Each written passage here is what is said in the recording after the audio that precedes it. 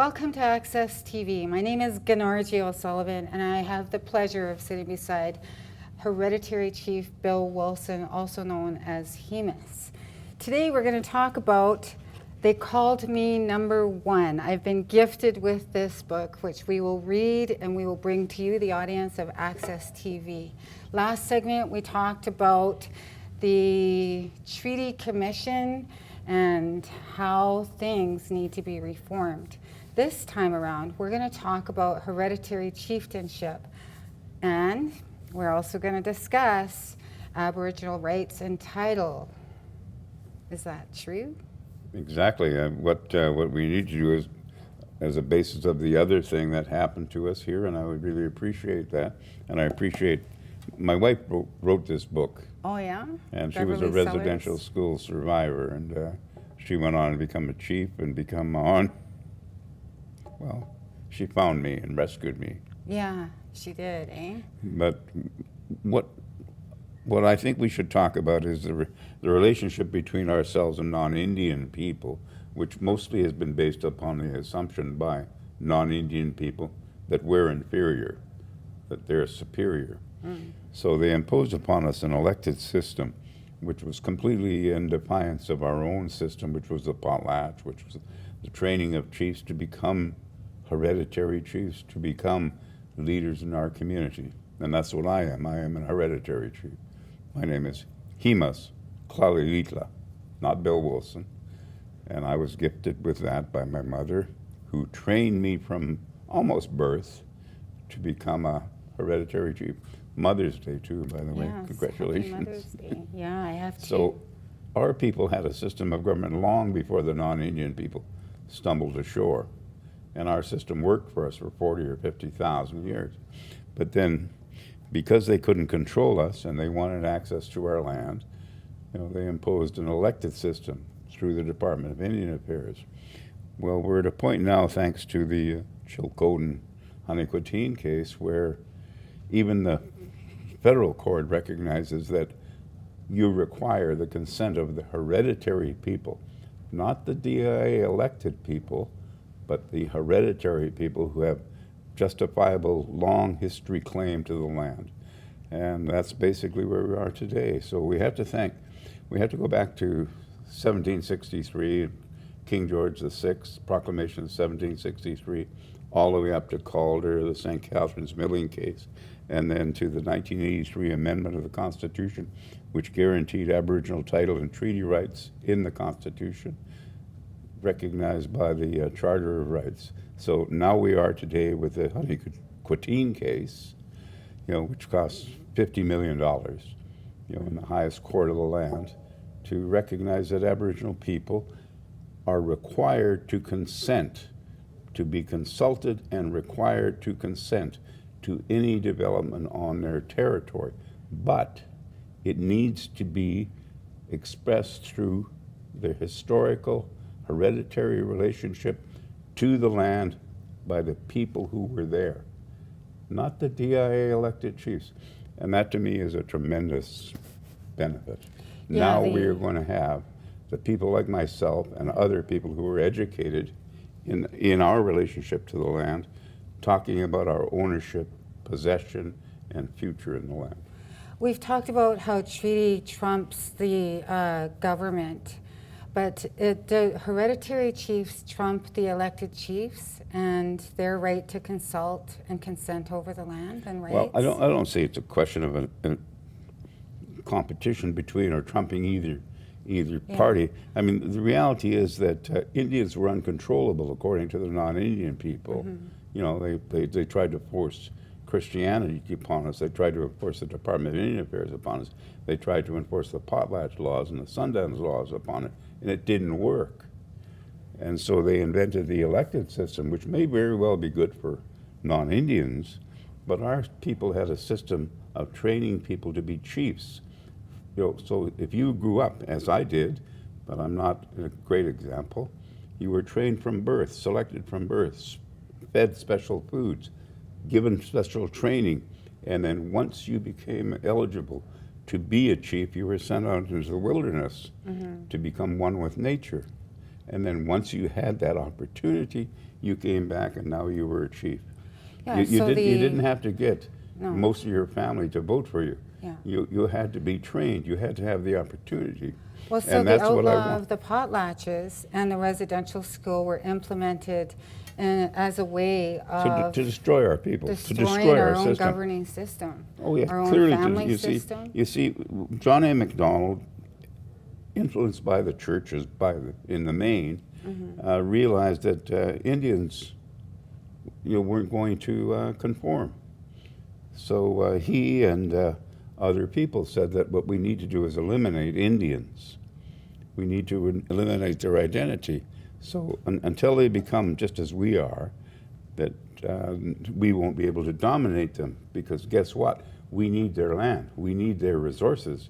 And that's what the policy has been. Like right from John A. Macdonald and Duncan Campbell Scott, who said that as soon as we can eliminate all the Indians, we won't have an Indian problem. Okay, so the policy still exists. That's the Department of Indian Affairs policy today, is that Indians don't have any right to make decisions for themselves. We, in our $28 billion bureaucracy, have the right to make decisions for you and me. And that's the way it is today. Well, I'm telling you, as a living, breathing example of a hereditary chief, they don't know what's good for us. And no one knows what's good for us except us. Well, then, when our potlatch system was broken down, we lost our own way of keeping tabs of our own hierarchy system. No, we didn't. No. See, our potlatch system was never broken down. Okay. They thought they broke us down. Yeah. They even bribed chiefs, weak chiefs, with money to try to undermine our people. My grandfather, Hemas-Kla-Lee-Lee-Kla, went to jail for 6 months in Ocala because he was practicing his potlatch. Okay. Now that's my name. Yeah. So they didn't break us down. They drove us underground, and we became stronger as a result of that.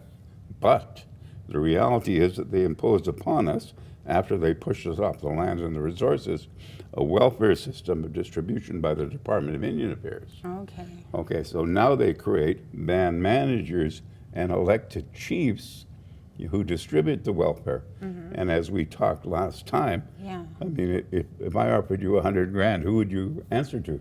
I would answer to you. Me, Yes. right? All right, so now we have a situation where people are forced off the land. People don't have their independence anymore. What are they going to do? Well, my position is, and it's always been, the hereditary chiefs and the hereditary system, our system of government, far more important than the Department of Indian Affairs. And more importantly, white assumptions about who or what we should be, to me, are meaningless, because I know who I am. Yeah. But there are some hereditary chiefs that are out and about living in the urban environment and haven't reclaimed their position, their hereditary leadership. You're talking to one of How them. do we do this? You're talking to one of them. Yeah. You're But talking to you're one of them. going to be running for chief in your mother's territory. 60 years I've been living in the white man's wilderness, and I've been very successful. Yeah. I think it's because of my good looks, but could be because of the fact I know people like you. But yeah, I'm going home now. Yeah? Is that what we need to do as hereditary leaders? We need to step up to the plate, go back to our territory, reclaim our hereditary positions? Not just as hereditary chiefs, because you're not a hereditary chief yet, and you never will be, but okay. I mean, you're an Indian, right? Yes, I am. All right, so what we need, we got thousands of people living off Indian reserves, small little pockets of poverty upon which our people have been placed. Yeah. We need to bring them back. So I'm going back to Guayastons. That's my mother's home reserve. Yeah. And I'm going to be the chief there. And we are going to create an environment that allows our university-trained people to come back, to create a reserve, to create an environment that we can make a living at. You don't have to live in Vancouver. You don't have to live in Nanaimo. You don't have to live in Victoria. No. You will come back to us. So if there are any marine biologists out there, I need 2 of them. 2 of them. Count them. 2.